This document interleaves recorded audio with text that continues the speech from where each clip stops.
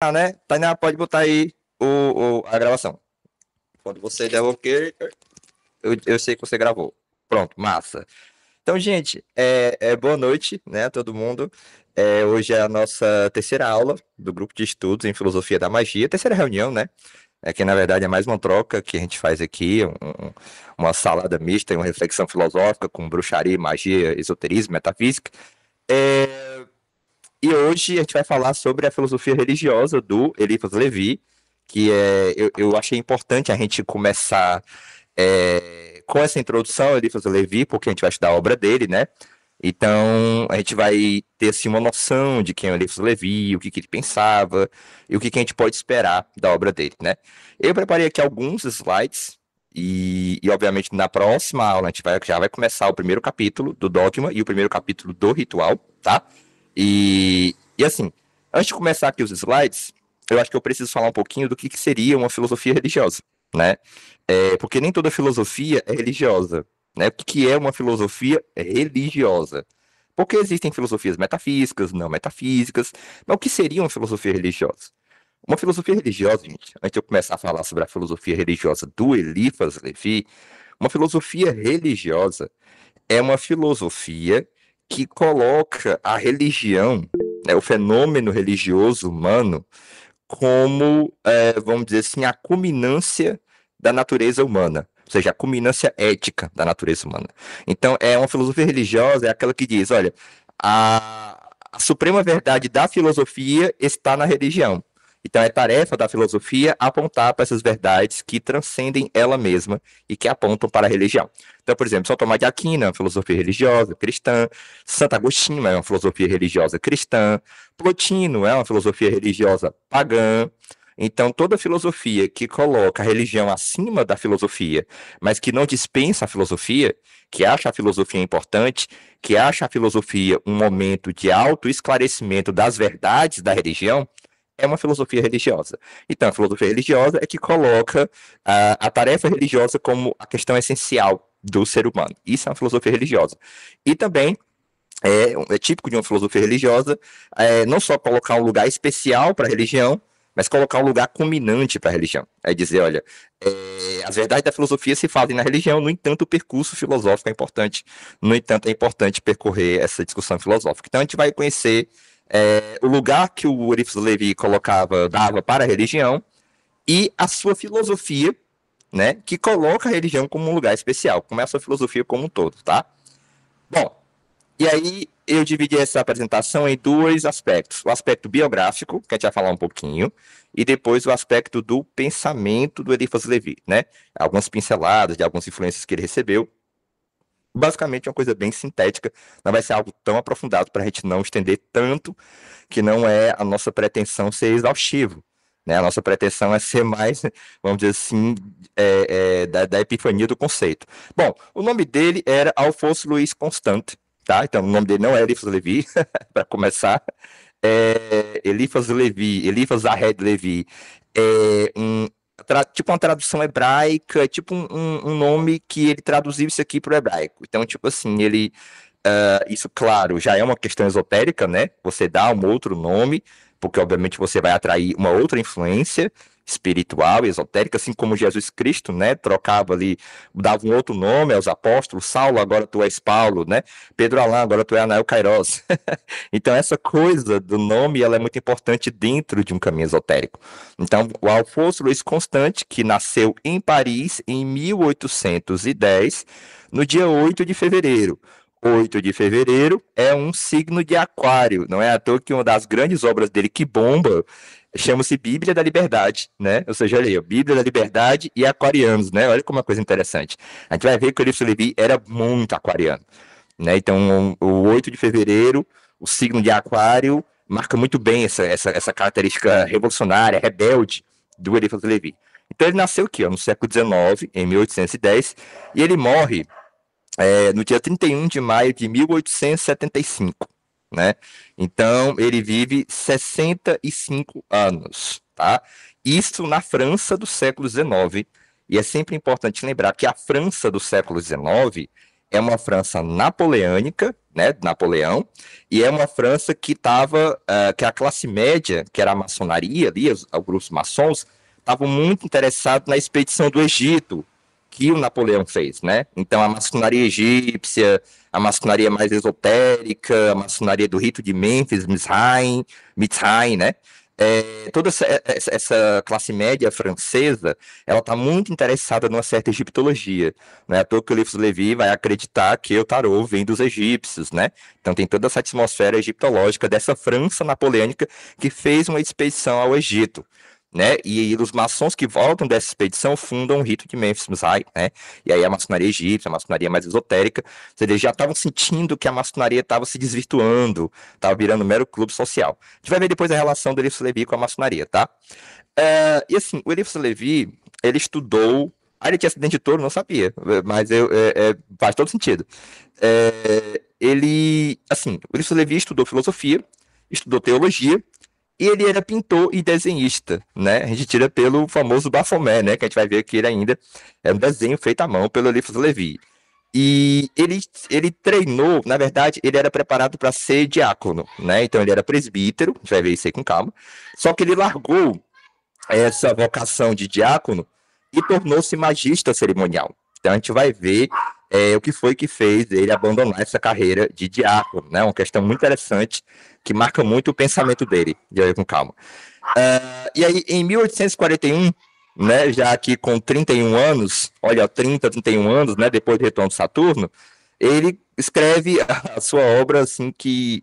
Porque aqui, o que tem que falar uma coisa antes. Aqui na igreja, quando ele estudava filosofia e teologia, ele teve acesso aos padres da igreja, ao processo filosófico, a também o esoterismo, Plotino e etc. Gente, se o cachorro estiver incomodando, você me fala que eu posso ir pro quarto ali, aí fica mais silencioso, tá? Você pode sinalizar aí se estiver incomodando muito aqui o barulho, que às vezes não é nem o cachorro do vizinho.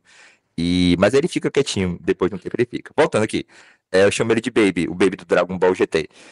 Então, então, ele teve acesso ao ocultismo, né, literatura ocultista, e aí quando ele escreve a Bíblia da Liberdade, ele é preso, porque meio que ultraja a moral da época, né, era meio que ultrajante, ele foi preso, depois ele foi solto, mas assim, já é uma coisa bem aquariana, né, contrariar a autoridade do Estado e da moral vigente, né. E aí, em 1845, ele também escreveu a sua primeira obra ocultista, que não é ainda o Dogma Ritual, que é o Livro das Lágrimas ou Cristo Consolador. Aí, então ele começa a escrever sobre o ocultismo depois de ter sido preso por questões políticas. A gente vai ver que o Eliphas Levi tem duas fases da vida dele. Uma fase muito engajada politicamente e depois uma fase mais tardia, onde ele vai se dedicar ao ocultismo. E tem uma frase muito interessante que sinaliza essa passagem, tá? Bom, e aí o que acontece? Eu preciso voltar um pouquinho antes para dizer uma coisa. O que fez o Eliphas Levi abandonar a carreira de diácono foi porque ele se apaixonou, né, por uma garota que era lá onde ele ensinava, que ele foi designado a ensinar as moças, né? E ele confessa ali para o seu superior que ele era apaixonado, e isso é um escândalo, vira um escândalo, e ele acaba assim sendo afastado lá do processo de se tornar diácono. E aí ele sentiu muita culpa em relação a isso, começou a refletir, meditar bastante, e ele começou a entender que o processo da culpa não é fruto de talvez de uma teologia errada, de uma teologia equivocada, né? Então, ele começa a mudar um pouco a concepção dele do que é o cristianismo, do que é a graça, a partir dessa experiência, assim, que foi marcante e que fez ele abandonar essa carreira de diácono, né? Bom, e aí, como eu falei, é o fim da carreira política e a dedicação ao ocultismo. E aí ele escreve isso aqui, eu acho que é no Dogma Ritual, ou é mais na frente, que ele escreve assim, ó. Na Bíblia da Liberdade, que é o livro lá que ele foi preso, né? Explica-nos, Eliphas, saudamos o gênio da revolução, do progresso e do futuro. Na festa de Deus, assunção da mulher e emancipação da mulher. Procuramos explicar nossa religião materna. A gente sabe que a França estava passando por muita questão de ideias revolucionárias, socialistas, né, feministas também. Tinha muitos precursores ali da compreensão do feminino, né, de que a libertação do proletariado passava também pela libertação da mulher, era um primeiro passo, né, ou seja, a própria emancipação da mulher já é o começo da revolução dos trabalhadores, né, tinha uma perspectiva assim na França. E aí, continuando. Na última encarnação, demonstramos o papel do Cristo sobre a terra e saudamos o gênio do Evangelho, marchando à frente do progresso. Agora, nossa obra social está concluída. Não pedimos por ela indulgência nem severidade. Escrevemos o que ditou nossa inteligência e o nosso coração. Então, que ele se despede, porque ele se casou, né, depois com a mulher, e essa mulher era muito engajada politicamente, e meio que engajou ele também, e ele foi preso de novo, e aí ele, não, vou me dedicar agora ao ocultismo, à questão do coração sacerdotal, aquela coisa que eu sempre tive, mas não pela via tradicional, né, pela via do ocultismo e do esoterismo. Bom, então, quando ele passa a se dedicar ao ocultismo, né, lembrando que ele já conhecia um pouco da literatura ocultista, já sabia ler a Bíblia em hebraico, né, então ele era um erudito, né, o Eliphas Levi tinha essa vocação erudita do padre, né, como até hoje os padres estudam filosofia e teologia. A gente tem que entender que a renovação do ocultismo estava acontecendo na Inglaterra, né, principalmente com Francis Barrett, né, Francis Barrett. Então, o que acontece? Então, na Inglaterra, o processo de maçonização do rosacrucianismo já estava muito forte, né? Então, tanto que lá ele vai para viajar para a Inglaterra, e aí ele conhece o Edward Burry Lytton, que é famoso pela sua obra, sua novela Rosa Cruz Anônima, é um clássico do rosacrucianismo, né? Que fala do processo da alma, mas através de um romance, né? A queda e a ascensão da alma através de um romance. E também o René Vronsky, que era um matemático, né, e que também tinha uma percepção meio teosófica da matemática, né, tanto que o René Vronsky vai inspirar as matemáticas esotéricas do Eliphas Levi, cabalísticas e tudo, e também vai influenciar isso, vai influenciar o Papos, né, inclusive a compreensão do tarô, a edição teosófica, tudo isso aí vai ter um pouco dessa influência, não só pitagórica, como do Vronsky. Então, na Inglaterra, o Eliphas Levi, ele é iniciado na Societas Rosacruciana e Anglia. O que era a Societas Rosacruciana e Anglia? A gente tem que entender uma coisa. O rosacrucianismo, ele é do século XVI, tá? O rosacrucianismo, desculpa, do século XVII, desculpa, não é 16 não, século XVII. No século XVIII, a gente já vê ali a maçonaria criando um rito Rosa Cruz através da ordem alemã da Rosa Cruz Dourada, né? E no século mesmo, já XIX, é que a gente vai ver com mais força e mais consolidado a maçonaria se apropriando da rosacrucianismo e fundando ordens Rosa-Cruzes. Então, esse rosacrucianismo do século XIX não é um rosacrucianismo do século XVII, né, que era um movimento literário, político, reformista, que pregava contra o Papa, contra o tomismo e tal, a igreja que estava, né? Então, lá no século XVII, o rosacrucianismo era uma reforma dentro da reforma protestante. Aqui, no século XIX, quando a maçonaria se apropria desse ideal Rosa Cruz, para explicar o seu próprio prestígio, o seu próprio percurso e sua própria filosofia, a gente vê uma maçonização do rosacrucianismo. Então, o que a gente chama de ordem Rosa Cruz ou ordens Rosa Cruzes é uma mistura de rosacrucianismo e maçonaria. É importante a gente entender isso, tá? E aí, quando a Societas Rosacruciana em Anglia foi fundada por Robert Wentworth Little, que não está aqui, eu não coloquei aqui a foto dele, mas o que acontece? Quando Eliphas Levi entra nessa ordem, e logo depois, ele escreve, em 1854, o Dogma e Ritual de Alta Magia, que é esse clássico do ocultismo que a gente vai se debruçar. Então, muitos comentadores, né, a galera que comenta o Eliphas Levi, diz, olha, o Dogma e Ritual de Alta Magia marca a entrada e a iniciação do Eliphas Levi na Societas Rosacruciana em Anglia. Então, é isso que dizem os comentadores, que esse livro, o que está colocado aqui, é fruto da iniciação, claro, do que ele poderia falar, que estava aqui, né, da Societas Rosacruciana e Anglia, que vai influenciar depois muito a Aurora Dourada, a ordem hermética da Aurora Dourada, a gente sabe muito bem disso, inclusive o sistema de graus é muito parecido, né, então, ordem Rosa Cruz, sistema de graus, isso é influência da maçonaria, é o que a gente chama de maçonização do espírito Rosa Cruz, tá? Bom, e o pensamento do Eliphas Levi, então ele é um francês do século XIX, que ia ser padre, ia ser diácono, desistiu de ser diácono porque se apaixonou por uma garota, E aí ele percebeu que é preciso conhecer as trevas para conhecer a luz, né? Então não é negando o lado sombrio da humanidade que a gente vai atravessar, muito pelo contrário, é atravessando o bode, né? E dentro desse bode tem as asas do anjo, como a gente vai ver no livro Levi. Então ele começa a mudar um pouco a questão filosófica, teológica e religiosa do como ele via o cristianismo, né? E aí, para eu explicar um pouquinho o pensamento do Eliphas Levi, é necessário a gente entender o seguinte: o Eliphas Levi ele é atravessado pelo espírito do romantismo. Por que, né? Porque ele é atravessado pelo espírito do romantismo? Porque ele prega uma síntese entre a fé e a razão, entre a Idade Média e a Idade Moderna, entre o acreditar e o ver, né? Ver para crer ou crer para ver.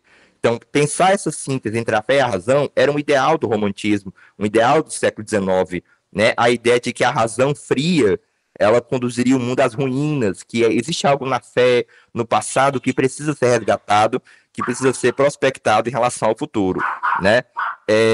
E aí o que acontece? Isso era algo do espírito romântico e também o espiritismo, né, que era mais da época também, um pouco antes, mais contemporâneo, também tinha essa coisa da fé e da razão, né?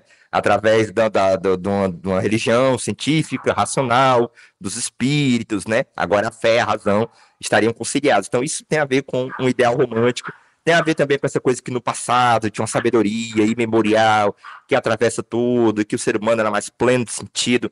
Isso é uma perspectiva também do romantismo. Na questão política, e por isso Levi, a questão política é um desdobramento da questão esotérica e metafísica, tá? O Ulisses Levi não separava esoterismo e política como hoje muita gente faz, né? E obviamente quando a gente está falando de não separar esoterismo e política, a gente não está falando de política partidária, né? A gente está falando de política no sentido do bem comum, né? A doutrina da justiça. O que é a justiça? O que é o bem comum? Né? Como seria uma sociedade justa? E o Ulisses Levi, ele é uma espécie de socialista religioso, sentido religioso mágico. Por que ele é socialista? Não é o socialismo do Karl Marx, tá? Socialismo científico. Até porque o socialismo não é a ideia do Karl Marx, né? O socialismo estava ali por volta ali dos franceses e etc e tal. O socialismo do Karl Marx é um tipo de socialismo. Então, Ulisses Levi, influenciado pela mulher dele, pelas lutas políticas que ele participou e pelo aquele espírito da França, eles consideravam um socialista, mas um socialista que tinha no papel da religião essa coisa de conseguir unir os corações humanos, né? Então, é uma espécie de socialista religioso. E olha como é interessante, porque o socialismo está dentro de uma coisa racional, científica, né? E o socialismo religioso, ele meio que é uma analogia entre a fé e a razão, né? É como se dissesse, seres humanos talvez poderão se unir pelo sentimento religioso. O sentimento religioso é um sentimento muito forte no ser humano. Talvez ele é que consiga, vamos dizer assim, fazer aquilo que a pura mecanicidade da razão talvez não vá conseguir fazer, né? Eu lembro muito, por exemplo, hoje em dia da teologia da libertação, que é uma espécie de pensamento socialista religioso também, né? Uma síntese entre socialismo e religião. Eu coloquei religioso mágico porque o Ulisses Levi ele vai compreender a magia como a religião universal, né? Então, existem as religiões e existe a magia, que é a religião universal de Deus, do homem e da natureza. Então, eu coloco o religioso mágico nessa perspectiva, tá? Engraçado que o Novalis também pensa algo parecido, uma espécie de política que envolve a ideia do mágico também, né? A gente tá atrapalhando, eu posso ir lá pro quarto, eu acho que eu vou pra lá pra ficar melhor de gravar, tá atrapalhando demais, ou tá dando pra ouvir legal?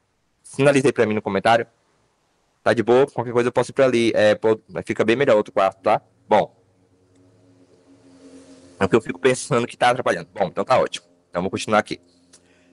Então, aí o Ulisses Levi, ele é muito influenciado por algumas linhas, tá?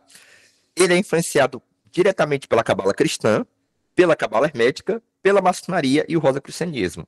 Tudo isso aqui, ó, cabala cristã, cabala hermética, maçonaria enquanto ordem esotérica e rosacrucianismo são fenômenos do Renascimento, né? São fenômenos ali do século XVI, XVII, século XVIII também, talvez, aqui no caso da maçonaria, e que são desdobramentos daquilo que a historiadora inglesa Frances Yates, como a gente viu no nosso último semestre, chamou de o hermetismo religioso do século XVI, né? Ou seja, o corpus hermético impactou tanto a cultura europeia que dele saiu uma cabala cristã, que dele saiu uma cabala hermética, que dele saiu um hermetismo cristão. Então, impactou muito a cultura europeia, inclusive o nascimento da ciência moderna, é uma das teses que ela vai defender, a importância do corpus hermético, né, para o nascimento da ciência moderna. E no caso do Eliphas Levi, a gente vai ver é que ele é um continuador da cabala hermética. Por quê? Porque ele vai pegar essa cabala do Renascimento, essa cabala que não é mais só judaica, mas que tem um olhar hermético sobre ela, ou seja, um olhar universal, a cabala como uma doutrina universal que transcende o próprio judaísmo, que relaciona com planetas, com elementos, a árvore da vida, tem uma ênfase mais no diagrama da árvore da vida, isso começa muito no Renascimento, né, porque a mentalidade cristã precisava muito da imagem, né, o judeu não é muito de imagem, o judeu mesmo, raiz, não se preocupa com o diagrama da árvore da vida. Isso é coisa de cristão, ocidental, né, ali europeu, que precisava da imagem. Então, tudo isso vem do Renascimento. Então, o Eliphas Levi, ele vai olhar para esses autores, vai dizer, olha, aqui tinha uma sabedoria profunda a respeito dos mistérios da natureza que a igreja cristã rechaçou, mas que ela deveria ter aceito. Ou seja, o Eliphas Levi, ele é um continuador desse ideal do Renascimento, de que a magia, o hermetismo e a alquimia não são anticristãs. Muito pelo contrário, elas prenunciariam a verdade do evangelho. Então é como se o evangelho não fosse algo oposto à magia, ao hermetismo e à alquimia, mas um desdobramento dessa sabedoria que começa no Hermes. Tanto que o Hermes era chamado de o profeta egípcio, o profeta pagão, né? Inclusive tem autores do começo do cristianismo, da patrística, esqueci agora o nome deles, tinha um que a gente falou inclusive sobre ele, não lembro agora o nome, que ele falava, né, o Hermes Trismegisto deveria ser um apóstolo bíblico, né, um apóstolo pagão, um apóstolo egípcio. Então, isso era muito forte no Renascimento, e o Eliphas Levi resgata esse ideal do Renascimento, esse ideal, né, de uma, como a gente viu também, de uma arte da memória, de uma mandala que explica tudo a partir de princípios, o fogo, a água, a terra, a montanha, a política, a arte, todo um desdobramento, aquilo que, por exemplo, o Aleister Crowley vai fazer no Liber 777, né, então, esse ideal, né, de um caleidoscópio, vamos dizer assim, de um diagrama que mostrasse essa hieroglífica sagrada do mundo, o Eliphas Levi recupera isso em pleno ali, iluminismo. É muito interessante entender isso. O fenômeno do ocultismo é um fenômeno do século XIX. Por quê? Porque o ocultismo quer dizer o outro lado do iluminismo. É uma contraposição histórica ao iluminismo. O iluminismo é luz. Só que a luz não ilumina tudo. A luz só ilumina o que ela aponta. Tem uma escuridão ao redor. O que está oculto, aquilo que a razão não consegue chegar. Então, o ocultismo é a doutrina daquelas coisas que o iluminismo deixou para trás, que é a magia, que é a astrologia, que é a cabala, que é a alquimia e etc. Né? Então, apesar do Cornélio Agripa escrever um livro chamado Filosofia Oculta, mas o conceito de ocultismo mesmo é uma coisa do século XIX. Então, preste atenção, porque a Rosa Cruz do século XVII não é ainda ocultismo. O ocultismo é quando ela vira ritual, quando ela vira ordem, quando ela vira ordem esotérica, que no século XVIII e no século XIX, com a maçonização do espírito Rosa Cruz, né?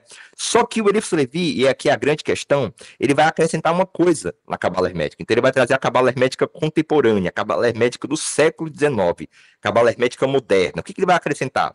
Ele vai acrescentar o tarô como a chave suprema do ocultismo. Isso não estava no Renascimento, isso não estava na cabala hermética do Renascimento, nem da cabala cristã, nada ali do Renascimento apontava ainda para o tarô como chave suprema das ciências ocultas. Isso é algo que começa ali na França do século XIX, século XVIII, com o pastor protestante Cor de Gebelin, como a gente sabe, né?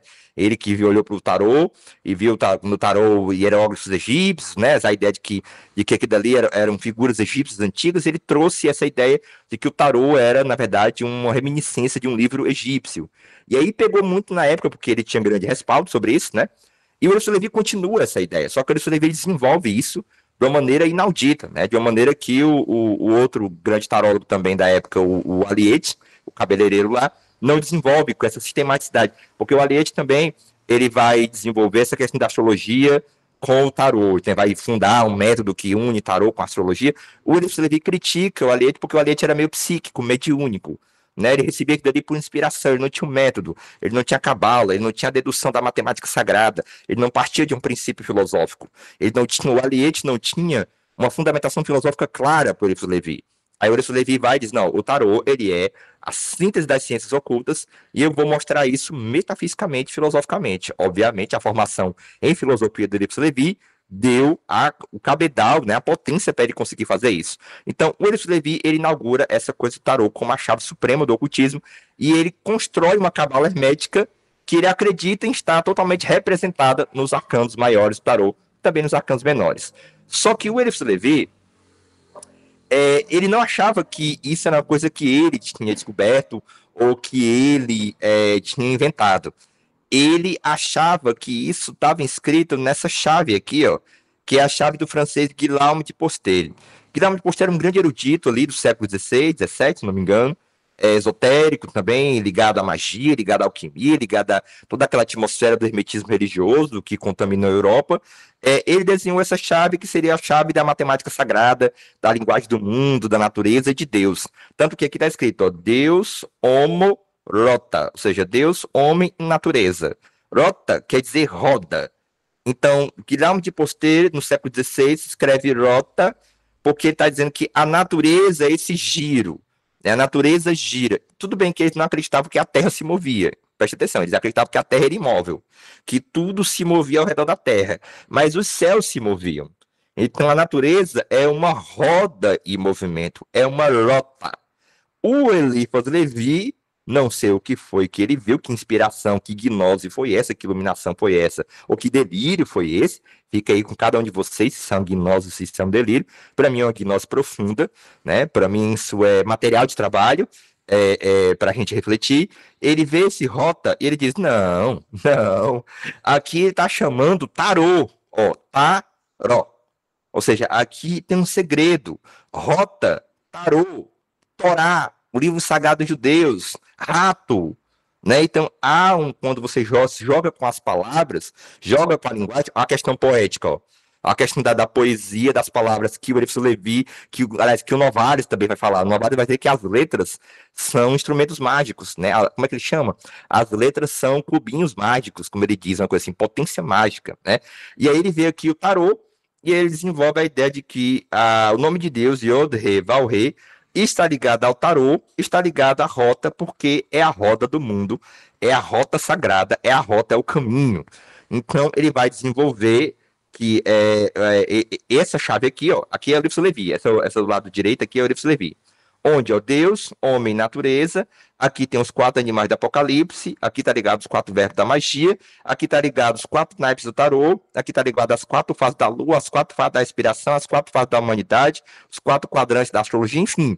Se eu for falar aqui, vai até amanhã de manhã, as analogias quaternárias que isso aqui vai estabelecer, inclusive com o tarô também, com a astrologia, com a cabala, com a numerologia, e essa chave seria a chave esotérica metafísica que destrava toda a filosofia esotérica, está condensada nessas chaves. Então, é como se fosse um grande sistema, uma grande síntese do sistema esotérico que até então nos tem chegado. Então, para o Eliphas Levi, o mistério do tarô, olha como é interessante, o mistério do esoterismo, ele se perdeu para o profano, mas ele ficou conservado no tarô para os iniciados. Então, o iniciado lá no futuro, quando ele olhar para os arcanos, ele vai lembrar dessa verdade esotérica que tem raiz no Egito, né?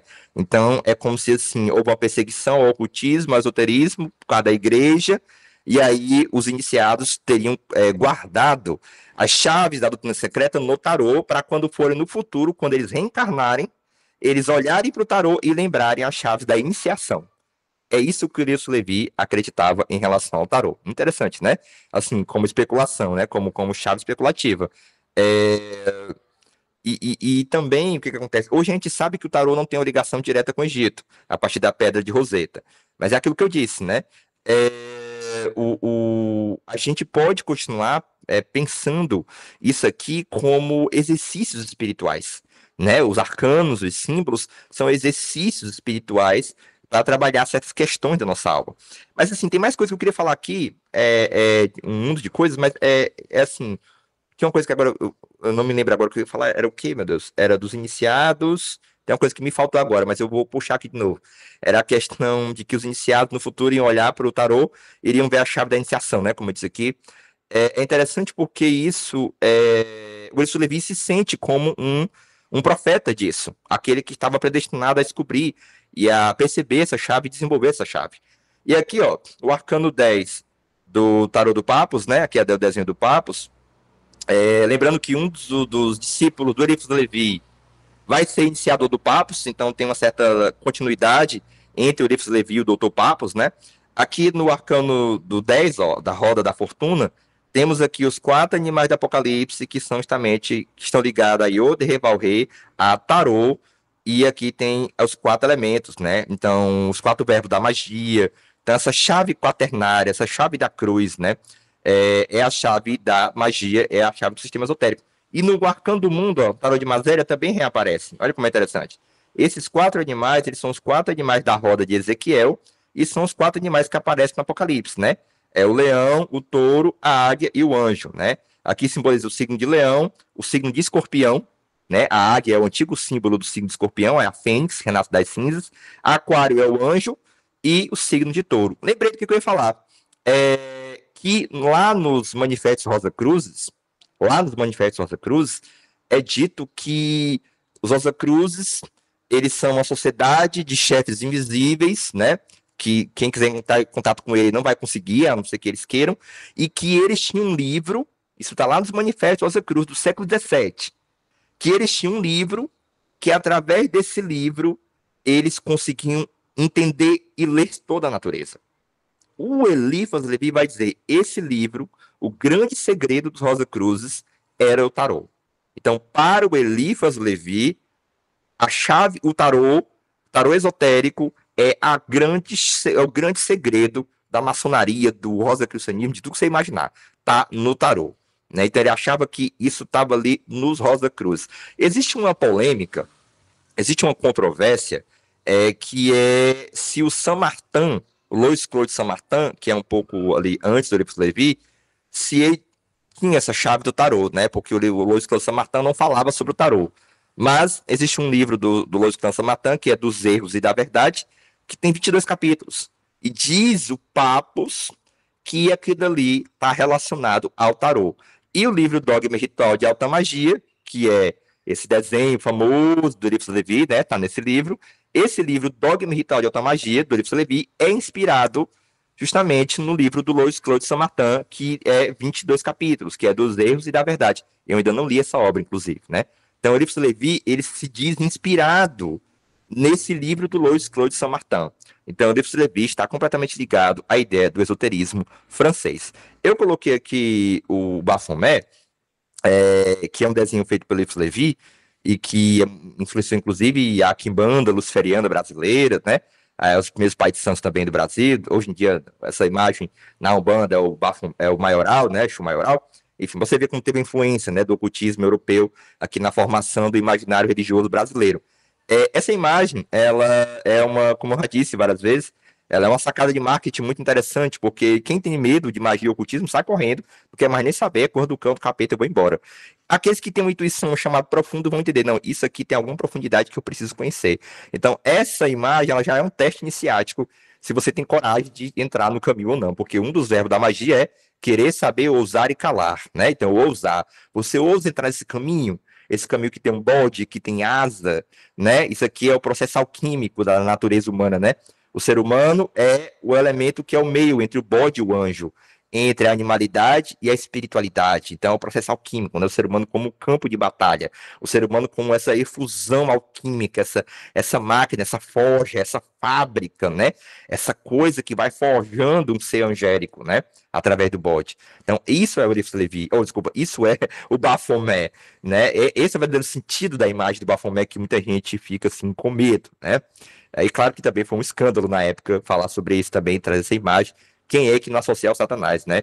Mas é justamente isso, essa é a grande sacada estético-poético-filosófica do Eliphas Levi. E aí eu não podia, a gente está terminando, eu não podia deixar de associar o Eliphas Levi com o Novalis, né? Porque eu vi muita proximidade, eu acho que isso ajuda a explicar melhor o pensamento de ambos, claro, com as suas devidas diferenças, né? O Novalis, ele é ali do século XVIII, comecinho do século XIX, ele morre no comecinho, ele morre em 1800, o Eliphas Levi é depois. Mas olha como eles são parecidos. Eu peguei aqui 2 frases para a gente terminar e para a gente refletir e abrir para perguntas, que mostra como o Eliphas Levi é um romântico, né? E como o Novalis é um mago.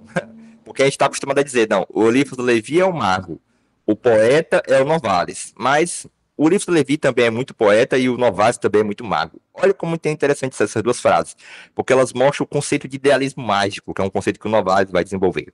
Primeiro que o Eliphas Levi, ó, Por meio de uma ginástica perseverante e gradual, as forças e agilidade do corpo se desenvolvem ou se cria numa proporção que espanta. O mesmo se dá com os poderes da alma. Quereis reinar sobre vós mesmo e sobre os outros? Aprendei a querer. E aqui nessa frase do livro de Levi está impresso o conceito de magia. É por isso que eu trouxe essa frase, para a gente pensar o que é a magia no livro de Levi e o que é a magia no Novalis, como é interessante. O que o livro de Levi está querendo dizer? Ele está querendo dizer o seguinte: a nossa alma, o nosso pensamento, o nosso lado imaterial, ele mexe o corpo, ele mexe os meus órgãos, não é isso? Ele mexe o meu corpo.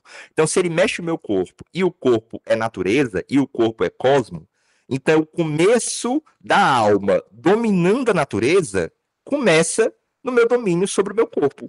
Então, se eu domino o meu corpo, se eu domino a natureza dentro de mim, eu vou dominar a natureza fora de mim, na medida em que a natureza fora de mim é meramente uma extensão espacial do meu corpo. Consegue entender isso? E é exatamente esse o conceito de idealismo mágico no Novalis. O Novalis vai dizer, o grande milagre já é, assim, o pensamento do Novalis não vai dizer com essas palavras, né?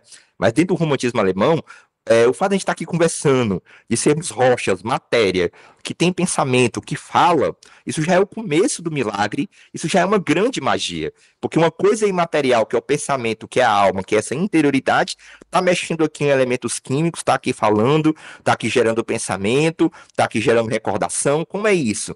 Então é porque a alma, ela toca a natureza e o começo desse toque é o meu corpo.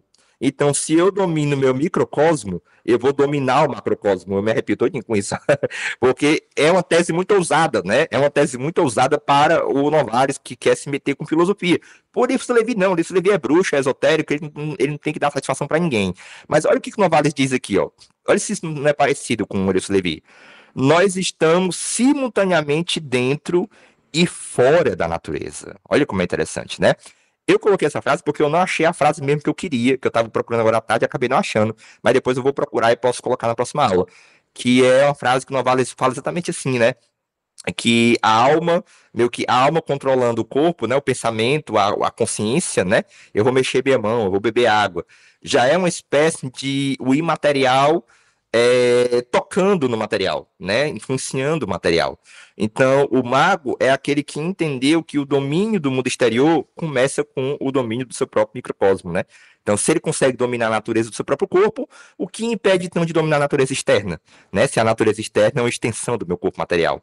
Então, a possibilidade da magia, essa é a grande questão. A magia é possível. Olha como é interessante. A magia é possível porque o ser humano existe. Essa é a grande questão, né? É a chave do homem, do humanismo, do microcosmo. A galera que fala muito de magia esquece do humano, do mago, da preparação do mago. Eu tô falando muito isso na internet, né? A galera quer fazer magia, mas não quer preparar o mago, porque a magia depende do mago.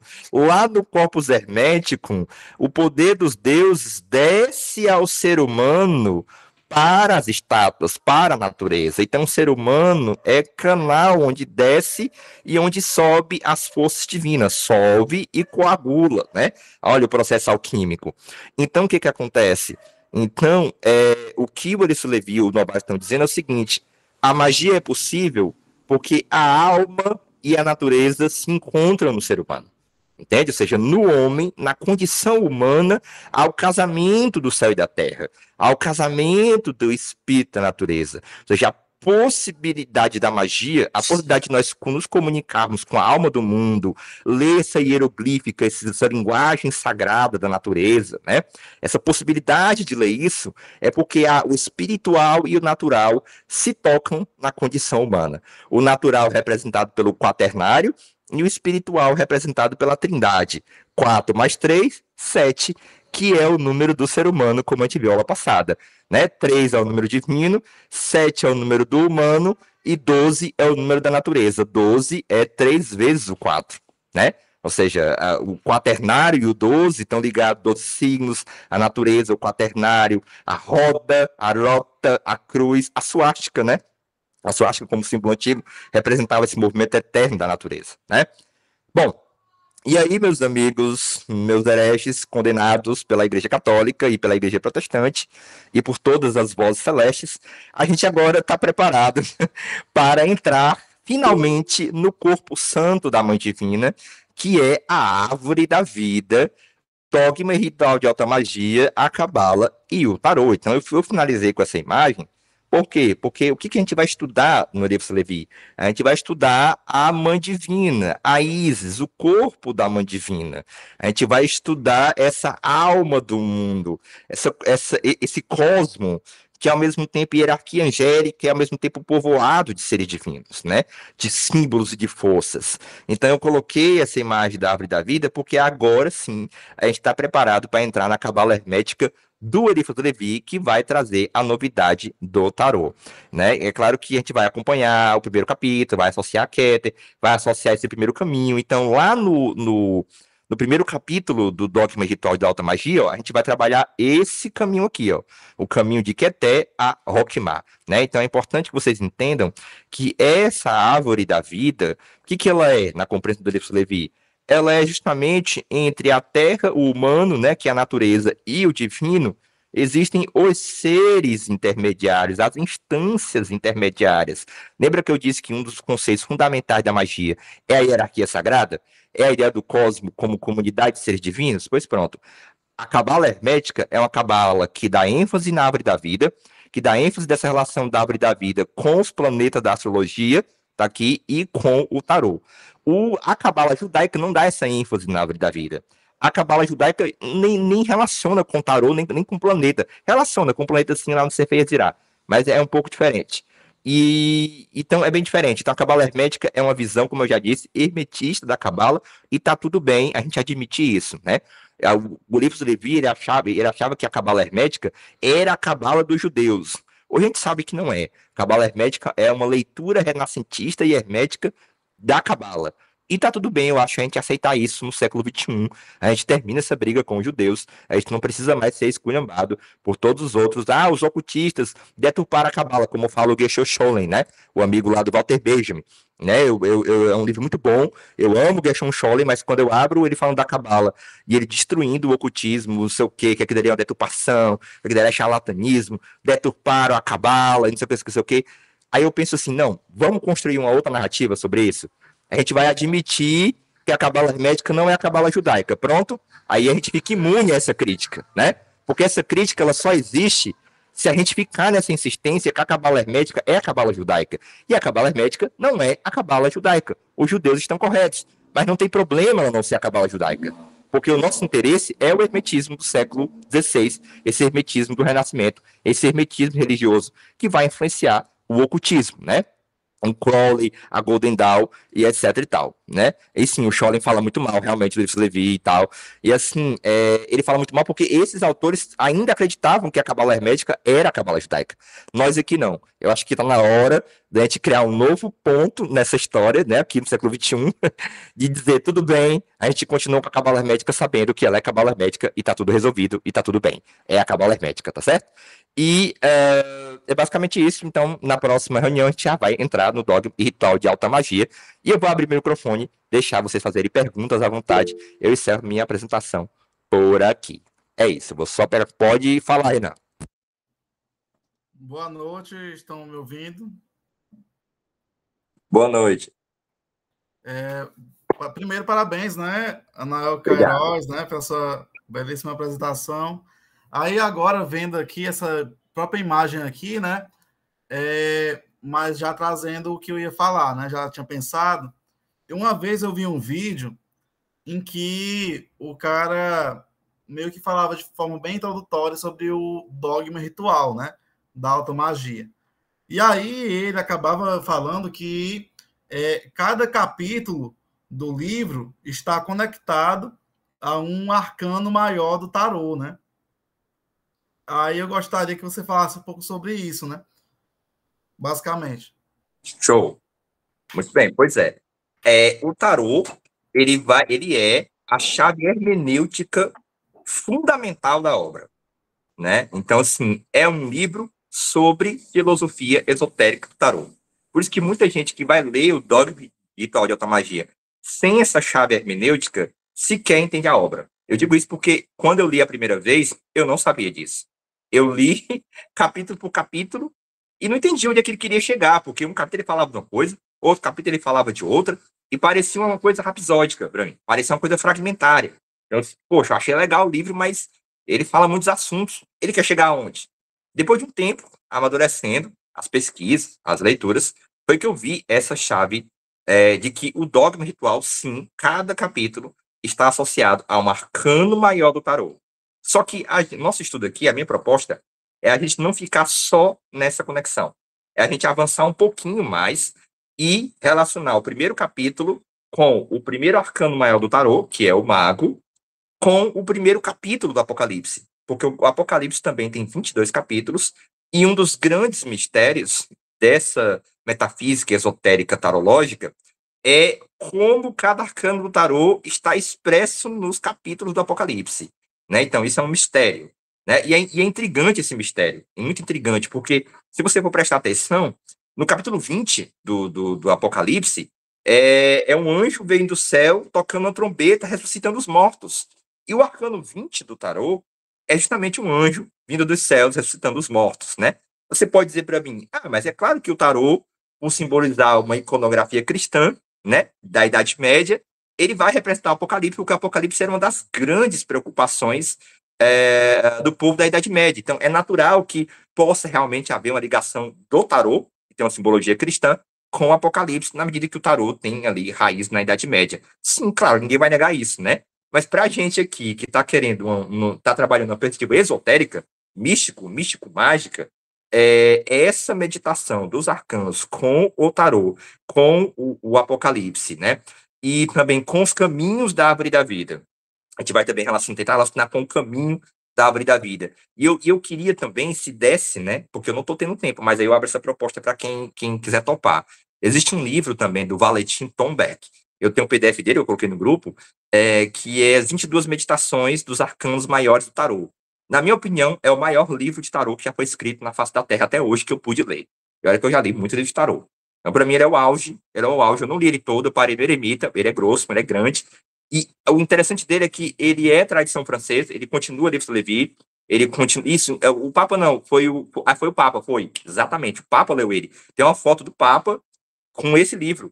E o prefácio desse livro é feito por um grande teólogo da Igreja Católica, um padre, eu esqueci o nome dele agora. Von Ur Baltazar, acho que é uma coisa assim, não, eu não lembro o nome dele. Mas é um padre teólogo conhecidíssimo, né?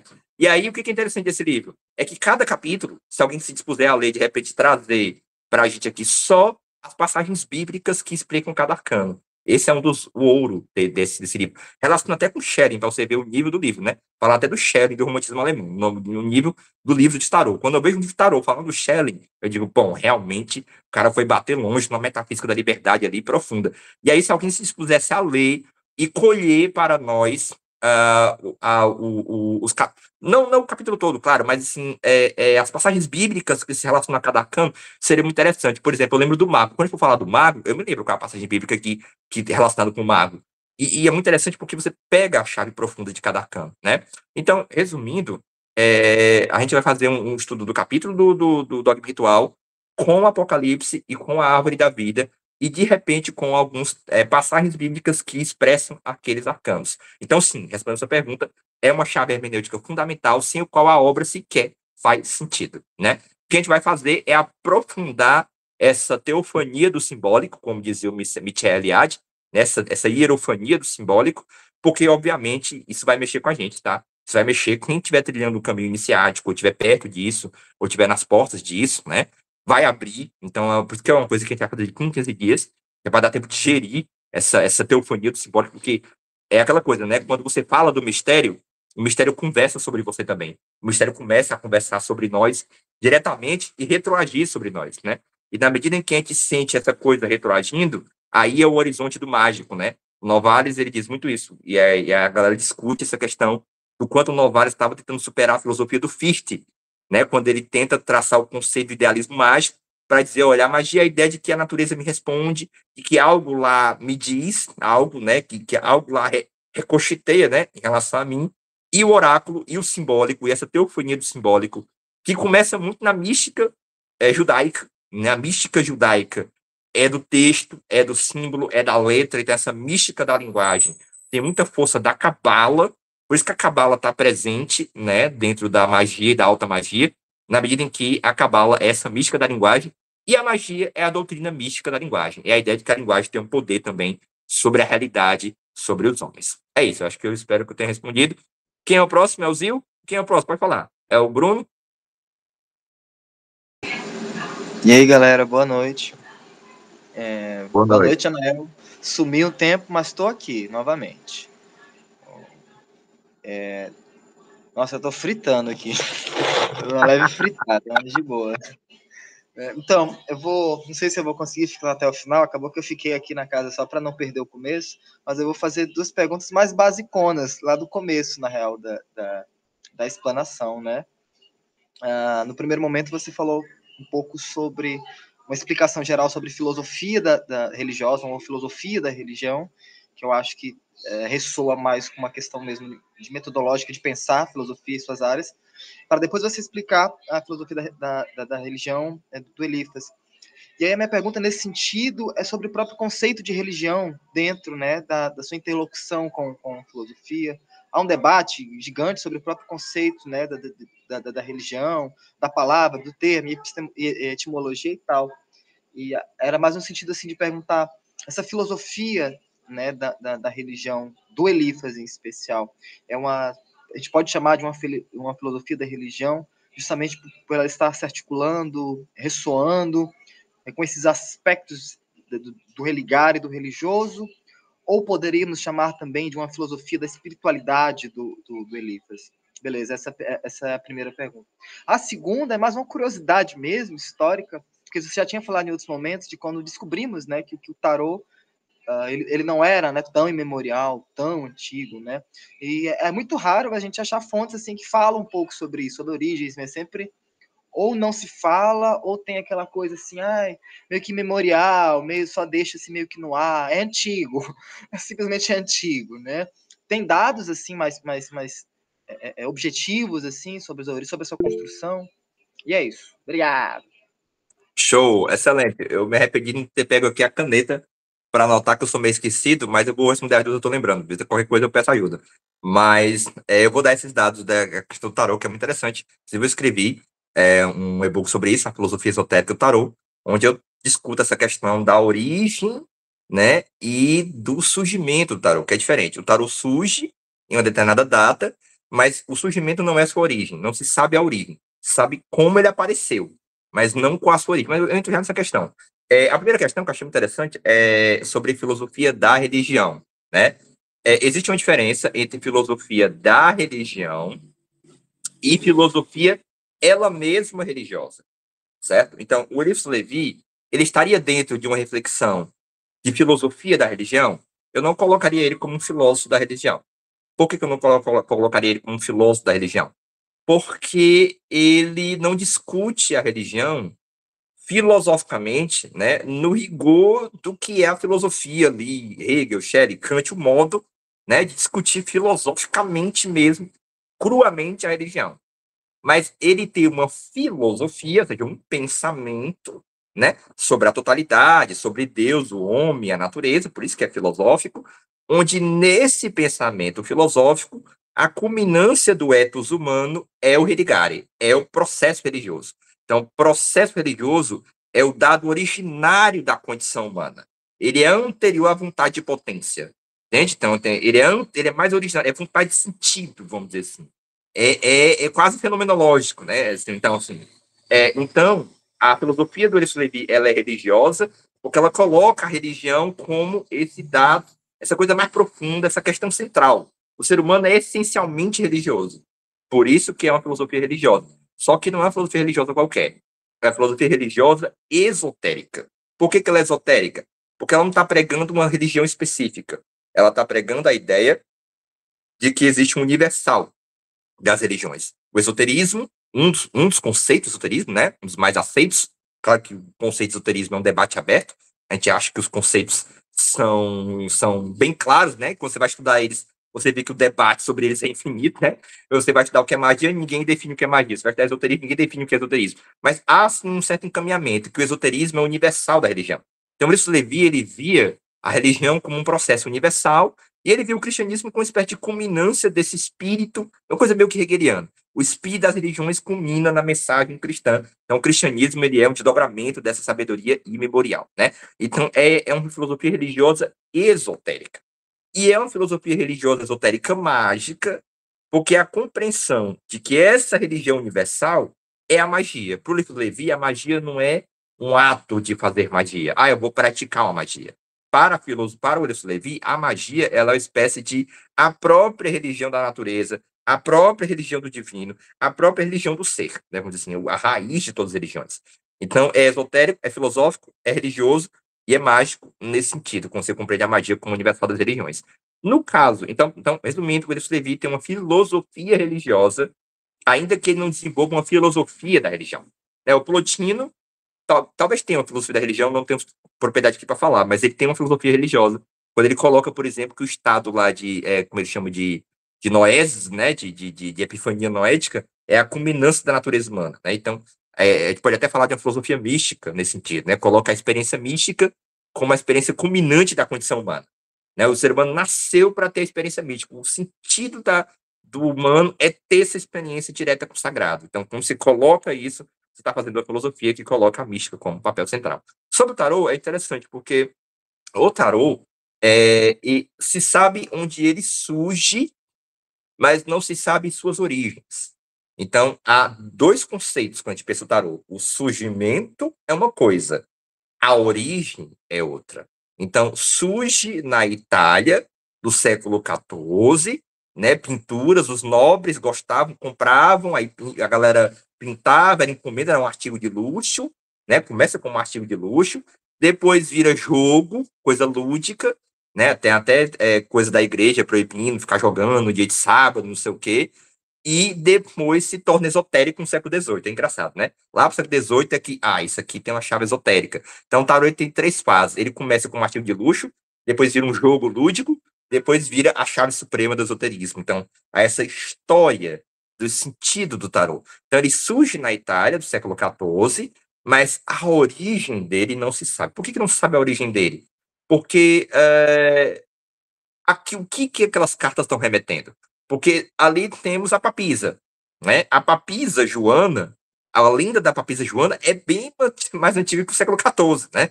Se eu não me engano, é o século XI. Não tenho certeza agora aqui de cabeça. Não me aprofundei na história da papisa Joana.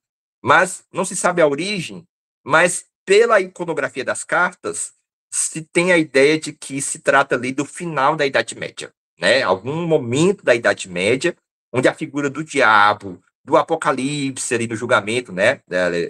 Enfim, essa iconografia cristã, o anjo, estava muito forte. E existem especulações, né? Que dizem que o sacerdote é o próprio Jesus Cristo. É uma alusão àquela passagem de Paulo, Jesus Cristo, sacerdote da ordem de Melquisedeque. E dizem também que a papisa não é só uma alusão à papisa Joana, mas seria uma alusão a Maria Madalena. Então, há umas hipóteses por aí que o tarô tem uma simbologia gnóstica meio heterodoxa, cristã, essa coisa de Maria Madalena no cristianismo. E, assim, coincidência ou não, você vai estudar a história do tarô, a primeira carta que a igreja pegou mesmo assim, foi a papisa. Incrível isso, né? A papisa foi a primeira que a igreja que pegou. É porque a igreja não vai tolerar a ideia de um papa mulher. Sim, claro. Mas algumas pessoas especulam que a igreja meio que sabia que ali era uma tentativa de colocar aquela história de Maria Madalena, mulher de Jesus, como uma popularização. É uma hipótese que falam, né? E, claro, o tarô, ele tem origem medieval, muito provavelmente, origem cristã e origem europeia, né? Pela simbologia das cartas, né? Então, se você for olhar do ponto de vista cético, historiográfico, estrito, o tarô é um fenômeno europeu, né? É um conjunto de cartas que representa ali o ideário da Idade Média, né? Ali, como os nobres, assim, a igreja, essa coisa toda, né? Tanto que tem o imperador e tem o sacerdote vem depois, para ter que a igreja tinha que prevalecer sobre o poder temporal, essa coisa toda. Mas ele não tem essa ligação com o Egito, como Maurício Levi acreditava, né? E como tem gente que se sente acreditar até hoje. Isso não impede da gente ter uma gnose esotérica, uma epifania esotérica, onde o Egito simboliza essa terra da magia, né? Então, no sentido místico, mágico, faz todo sentido essa ideia de que o tarô tem assim, uma doutrina mágica ao redor dele. Eu penso assim, né? Eu penso que Se você é um metafísico esotérico, você vai olhar para o tarô e vai ver essa metafísica esotérica, né? Se você não é um metafísico esotérico, você vai olhar para o tarô e vai ver ele como um simples oráculo e tá tudo bem, né? Então, eu penso dessa forma, tá bom? É isso. Quem é o próximo?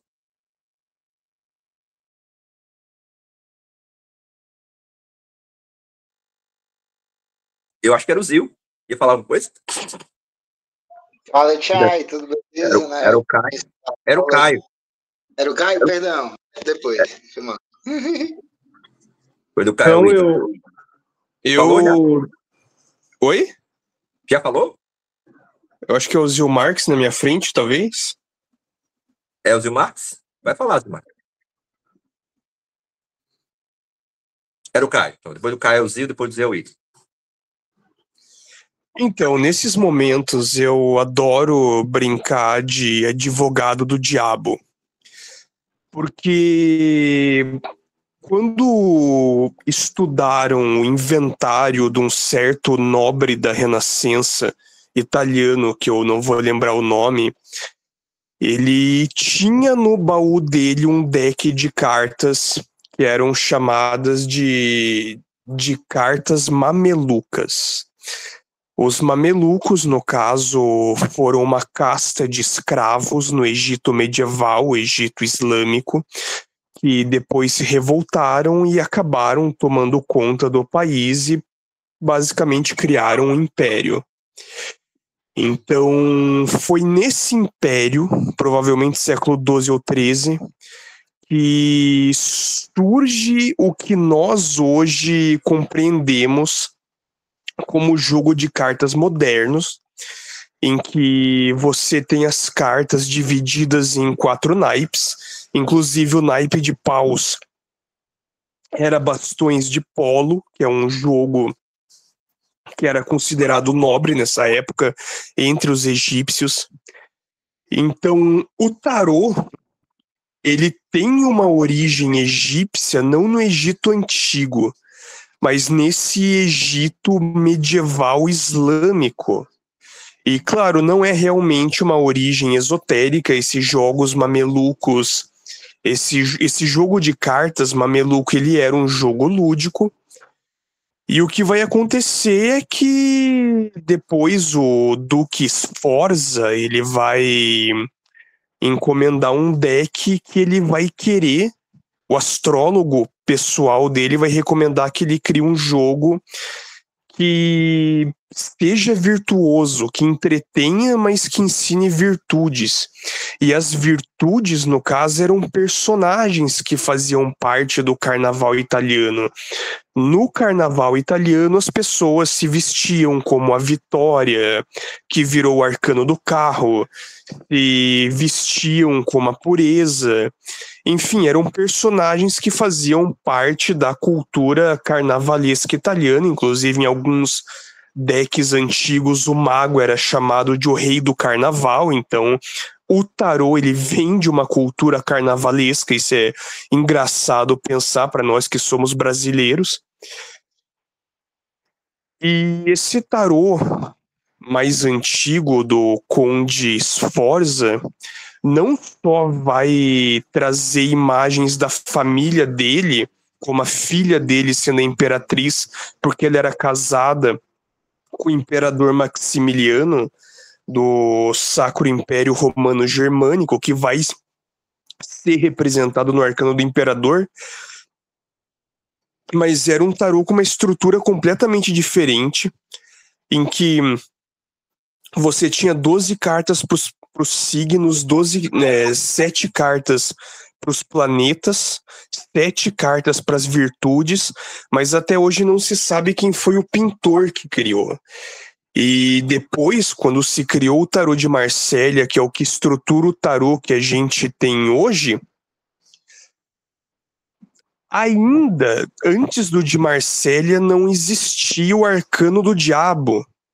Era simplesmente uma coisa que não tinha nos tarôs renascentistas. Não sei a partir de quando que surge o diabo, e disso até surgiu uma lenda um tanto engraçada de que não se encontra essas cartas porque elas teriam sido roubadas para rituais de magia negra e tudo mais. Não, mas isso é balela.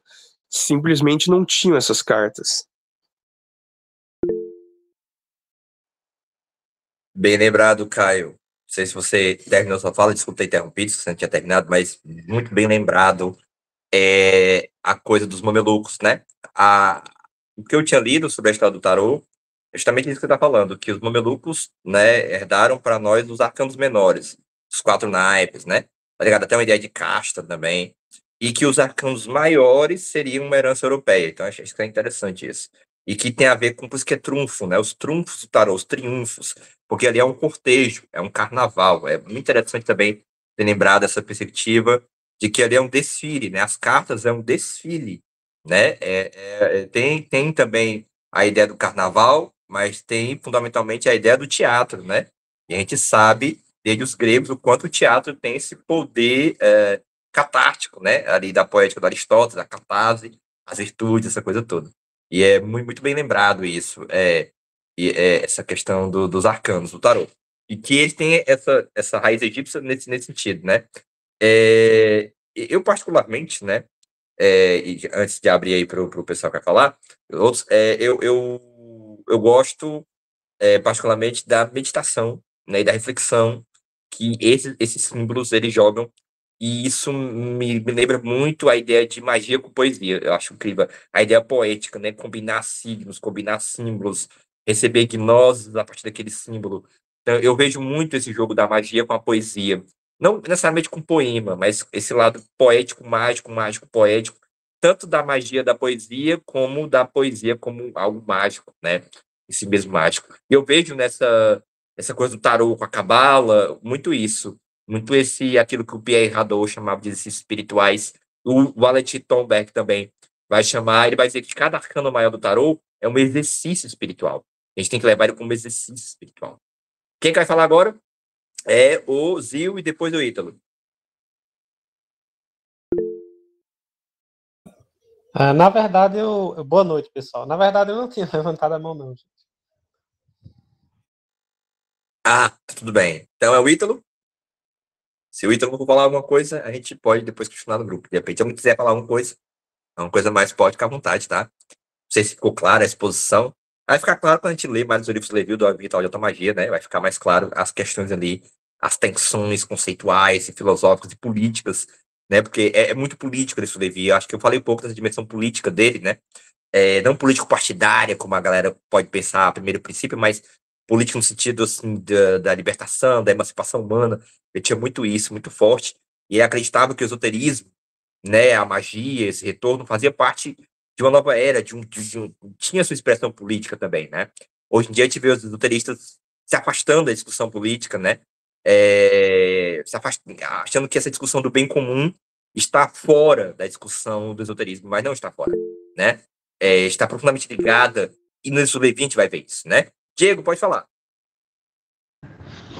Muito interessante isso daí que tu está trazendo, Anael, porque eu acho que faz parte até da fórmula alquímica da codificação do conhecimento, porque o momento histórico influencia muito no pensamento, principalmente de quem está escrevendo. Tudo que a gente está lendo foi influenciado pelo momento histórico.